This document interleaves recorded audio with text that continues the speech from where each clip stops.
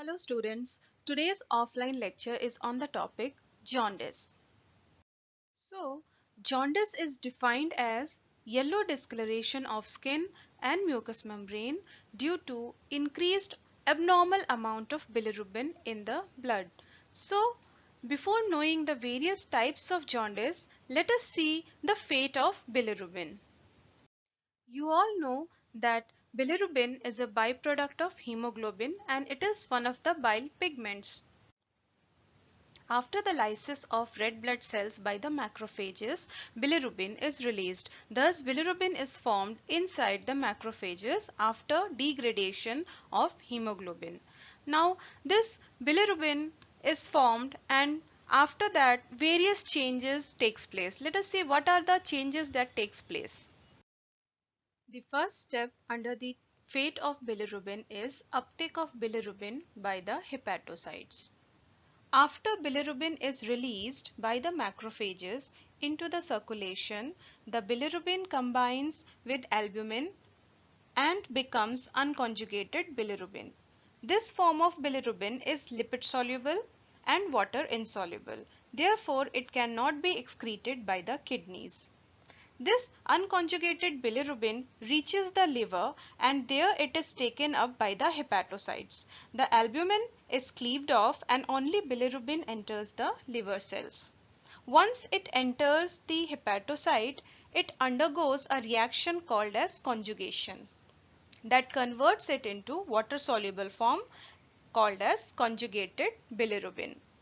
Now, hepatocytes contain an acid known as uridine diphosphate glucuronic acid and an exclusive enzyme called as uridine diphosphate glucuronyl transferase, which is found in hepatic microsomes. Thus, under the presence of this UDP glucuronyl transferase enzyme, the bilirubin combines with UDP glucuronic acid to form bilirubin, either mono and diglucuronide bilirubin. Now, once the conjugation reaction is over, the conjugated bilirubin is released by the hepatocytes into the bile canaliculi and from where it reaches the small intestine. A small part of conjugated bilirubin also enters the general circulation and reaches the kidney from where it is excreted in the urine. The fourth and the last step is formation of urobilinogen and its excretion from the gut. Now, the intestinal bacteria of terminal ileum and large intestine contains an enzyme known as beta-glucuronidase. This beta-glucuronidase enzyme converts the conjugated bilirubin present in intestine into a colorless compound known as urobilinogen, also known as stercobilinogen. The oxidation, which is a colorless compound, but the oxidation of this stercobilinogen will give rise to stercobilin, that is another compound which gives the brown color to the stools. Now 80% of the conjugated bilirubin is excreted as stercobilinogen or stercobilin from the gut, whereas 20% of this urobilinogen is again reabsorbed by the gut and from where it reaches the enterohepatic circulation and it again goes back to the liver. After reaching the enterohepatic circulation, the urobilinogen either is taken back by the liver cells and is again excreted into the bile, or some part of it enters into the general circulation and is excreted by the kidneys. Now that you are very well informed about the fate of bilirubin, let us come back to the original topic, that is jaundice. Now, jaundice is defined as the yellow discoloration of skin and mucous membrane due to increased bilirubin in the blood. It is sometimes referred as icterus or hyperbilirubinemia. The normal serum bilirubin for an adult is between the range of 0.2 to 1 milligram per deciliter, and when the range is between 1 to 2 milligram per deciliter, that is it is greater than 1 milligram per deciliter, it is termed as latent jaundice. But the jaundice to be termed as clinical jaundice, it has to be greater than 2 milligram per deciliter. So you can say that a person is having jaundice, clinically jaundice, when his serum bilirubin concentration is greater than 2 milligram per deciliter. Now let us see what is the first site for checking icterus. The first site for checking icterus or checking for jaundice is the upper bulbar conjunctiva, that is the upper side of the eyeball. Now, apart from upper bulbar conjunctiva, jaundice or icterus can also be checked by seeing the sclera, the palate and the undersurface of the tongue, the palms and soles of a person, or general skin surface. Everything will become yellow in color or yellowish in color. Sclera is the first part which usually becomes yellow because firstly it is whitish in color, so it is easier to observe the yellow color, and it contains a protein known as elastin which has high affinity for bilirubin, so it becomes the first part of the body which shows icterus. Here you can see the picture showing the yellowish color of the skin as well as the yellow color of the whitish part of the eyeball, the bulbar conjunctiva and the sclera. Here another picture which shows the dark yellow color of the urine. Types of jaundice. Jaundice can be classified into three broad types. First is prehepatic jaundice, also called as hemolytic jaundice. Second is hepatic jaundice or hepatocellular jaundice. And the third type is posthepatic or obstructive jaundice. Now here in this chart, you will be easily able to appreciate different types of jaundice one by one. So as I have told, there are three types of jaundice. The first is prehepatic jaundice or also known as hemolytic jaundice. Now the second is hepatic jaundice or hepatocellular, and the third type of jaundice is posthepatic jaundice or obstructive jaundice, also called as cholestatic jaundice. Now let us see the causes for all these types of jaundice. Now the cause for prehepatic jaundice or hemolytic jaundice is excessive breakage of red blood cells that produce large amount of unconjugated bilirubin which can not be converted into conjugated form by a healthy liver. So here the liver condition is totally normal, but due to excessive breakage of RBCs due to certain causes like malaria and other hemolytic causes, the RBCs are broken down, and which is giving rise to large amount of unconjugated bilirubin, and the liver is not able to convert all the unconjugated bilirubin into conjugated form. So it can be due to RBC breakdown. Prehepatic jaundice can be due to excessive RBC breakdown or any disease that is causing hemolytic anemia. Now, what is the cause for hepatic jaundice? The cause for hepatic jaundice is inability of the liver to efficiently conjugate the bilirubin which is absorbed into the hepatocyte and also transport bilirubin into the bile. So here the liver cells are damaged, means they are either infected by certain virus or they are damaged due to the ingestion or presence of toxic elements. Now due to the liver damage, the liver is normally not able to perform its normal function. So the normal function of liver is to convert the unconjugated bilirubin into conjugated form, but here since the liver cells are damaged, it is not able to convert efficiently the unconjugated bilirubin into conjugated bilirubin, and also it is not able to properly transfer this conjugated bilirubin into the bile canaliculi. So there is defect at the hepatic level. So this type of jaundice is known as hepatocellular jaundice. Now let us see what is the cause for posthepatic jaundice. As the name suggests, the jaundice which is happening in, is due to a cause which is post hepatic, that is post the liver. Now what are the causes? Obstruction of the bile flow from the hepatocytes or duodenum. So here the conjugation process is normal because the liver cell is normal, there is no breakage of RBC, everything is normal, but there is some blockage at the level of bile duct due to gallstones or maybe carcinoma of pancreas in extreme cases. So there will be obstruction of the bile flow from the hepatocytes to the duodenum. Now, the second point of differentiation which you will see among these three types is the types of serum bilirubin which is accumulated in the blood.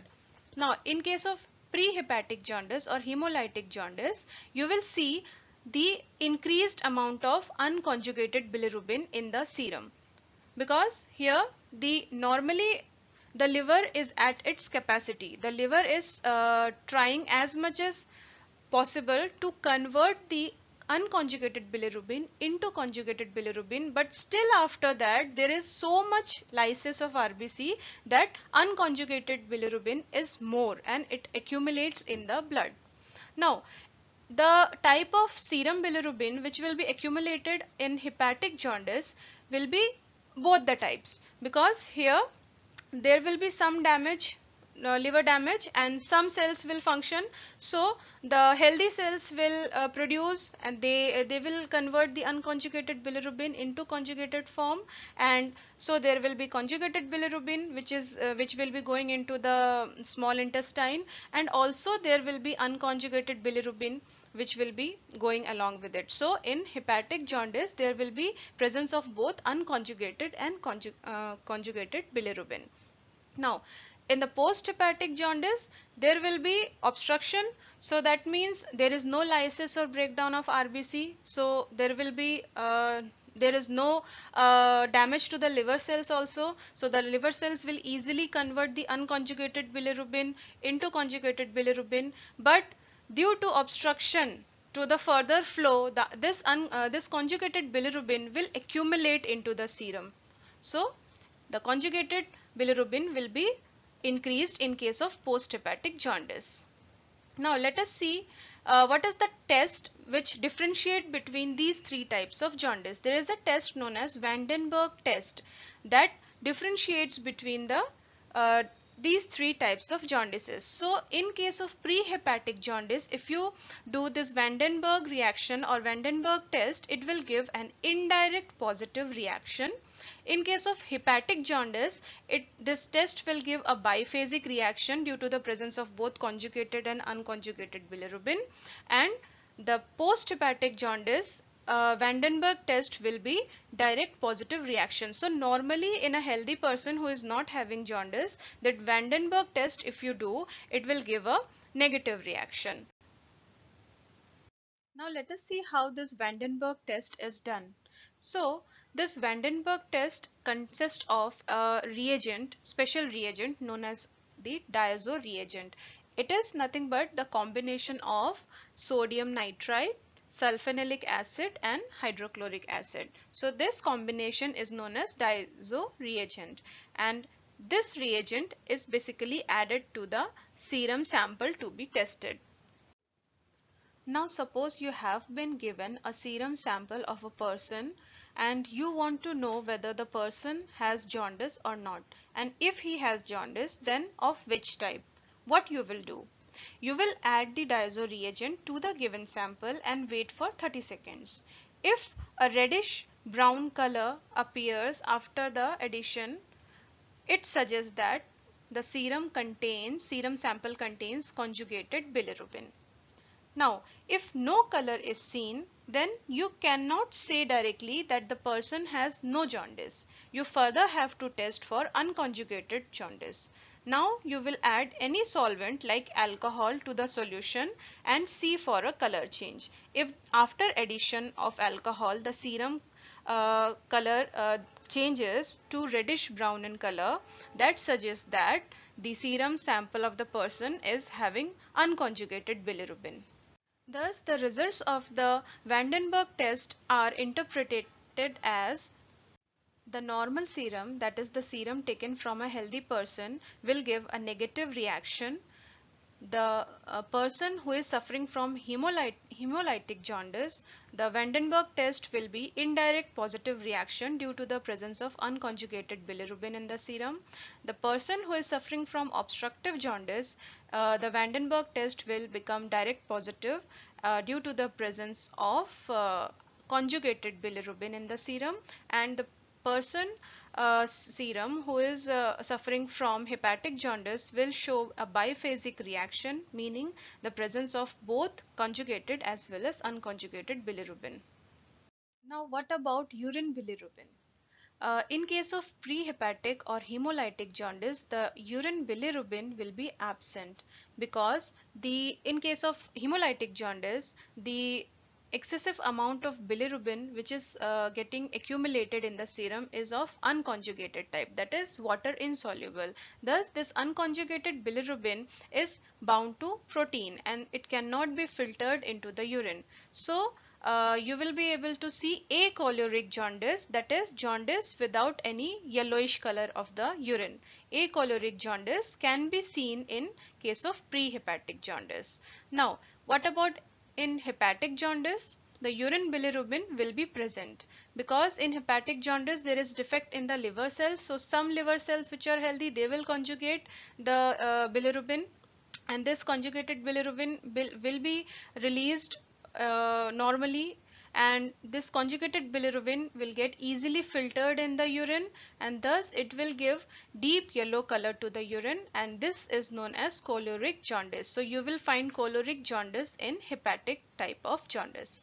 Now, post-hepatic jaundice also, it is similar to hepatic jaundice, that is you will find urine bilirubin in the case of post-hepatic jaundice. So yes, urine bilirubin is present in case of post-hepatic jaundice.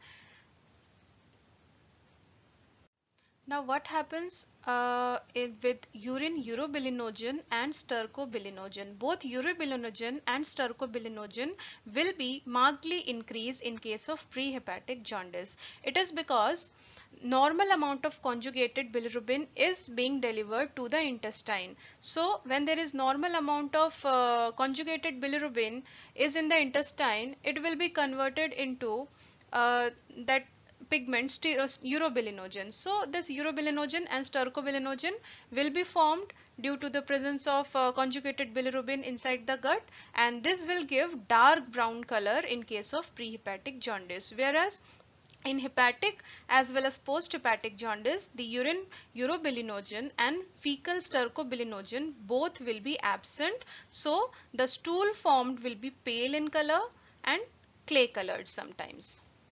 Now, in case of prehepatic or hemolytic jaundice, the fecal fat levels will be normal, that is 5 to 6% of the total intake per day, because here the problem is with the hemolysis and not with the liver cells. So the fat digestion will be ineffected, or it will not be affected. That is why the fat digestion will be normal in case of prehepatic jaundice, and the fecal fat levels will also be normal. Now, in case of hepatic as well as post-hepatic jaundice, there is problem with the bile formation and as well as the flow of the bile. So in hepatic jaundice, yes, there will be a condition called as steatorrhea, that is increased, the fecal fat level will be increased up to 40 to 50% because there is deficiency of bile in the intestine. So fat digestion, normal fat digestion does not take place, and excessive amount of fat which is undigested is removed via the feces, and this condition is known as steatorrhea, that is production of bulky, pale, greasy and foul smelling stool. Now similar case is with the post-hepatic jaundice. Here also you will see increased fecal fat level and steatorrhea. Now come to blood examination. The blood examinations, if you do, it will be normal in case of hepatic and post-hepatic jaundice, but it will be abnormal in case of hemolytic jaundice because there is problem with the RBC, there is excessive lysis of the RBC. So the blood examination in case of prehepatic jaundice will show anemia, reticulocytosis, abnormal RBCs and many more symptoms of hemolytic anemias. Now, the plasma albumin and globulin levels as well as the albumin to globulin ratio in case of prehepatic jaundice, it will be normal because the liver is functioning normally. Whereas in case of hepatic jaundice, since liver produces albumin, so albumin production will be decreased due to damage to the liver cells, and instead of that globulin will increase. So there will be decrease in the overall albumin to globulin ratio. Now, in post-hepatic jaundice, since the liver is not damaged, there is only obstruction to the flow of the bile. So, the albumin to globulin ratio as well as the plasma albumin and globulin levels will be normal in case of post-hepatic jaundice. Now, what about the liver function test? Again, in case of pre-hepatic jaundice, these will be normal because here the liver is healthy. In case of hepatic jaundice and post-hepatic jaundice, it will be abnormal. Like in hepatic jaundice, there is damage to the liver cells and so it will be impaired. The liver function test will come abnormal. And in case of post-hepatic jaundice, it may be normal and sometimes it may be mildly impaired. Now, in what about serum alkaline phosphatase? Again, the serum alkaline phosphatase is normal in prehepatic jaundice since the liver is healthy, but in hepatic jaundice and as well as post-hepatic jaundice, it is increased. In post-hepatic jaundice, it is markedly increased because the serum alkaline phosphatase is not able to be excreted normally due to the obstruction of the bile duct. Apart from acquired form of jaundice, there are certain congenital non-hemolytic jaundices, namely Krishna-Neger syndrome type 1 and type 2, Gilbert syndrome, Dubin-Johnson syndrome and Rotor syndrome. These are very rare and they are congenital types of hemolytic jaundice. Sometimes you will be able to see mild physiological form of jaundice in neonates or newborns. That is known as neonatal jaundice. So, neonatal jaundice is a physiologically mild form of jaundice when the bilirubin level in a newborn increases greater than 5 milligram per deciliter. What are the causes for neonatal jaundice? The first cause is excessive RBC destruction. Uh, because in a newborn the red blood cells are rapidly destroyed so that new RBCs are formed, so there is extra load on the liver. And second is hepatic immaturity. Now, before the birth of the child, this function of liver was carried by the placenta, but after the birth, when the placenta is not there anymore, so the liver cells has a lot of burden, so they take usually 5 to 7 days to mature. So during this 5 to 7 days, this immature liver cells or hepatocytes are not able to sufficiently convert the unconjugated bilirubin due to the lysis of the RBCs into conjugated form, and thus the neonate suffers from neonatal jaundice. Now, what is the prevention and the cure for neonatal jaundice? Neonatal jaundice can be prevented by giving drugs like phenobarbital to the mother or the baby newborn which is just born.